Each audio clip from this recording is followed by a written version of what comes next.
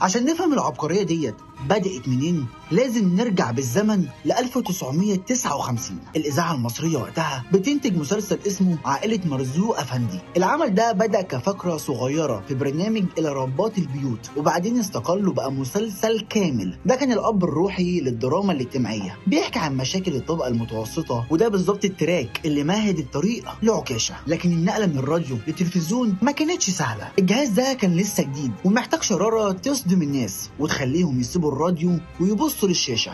الشرارة دي حصلت سنة 1962 مع مسلسل هارب من الأيام، خلطة جبارة بين أداء عبد الله غيث وإخراج نور الدمرداش اللي حط قواعد الإخراج التلفزيوني وقصة ثروت أباظة. المسلسل ده عمل زلزال وسحب البساط من الراديو والسينما في وقت واحد. في نفس السنة بالتمام والكمال كان في شاب بيتخرج من كلية الآداب قسم دراسات نفسية واجتماعية. الشاب ده هو أسامة أنور عكاشة. دراسته ما كانتش مجرد شهادة، دي كانت النضارة اللي من خلالها هيسأل سؤاله الوجودي: هو احنا مين؟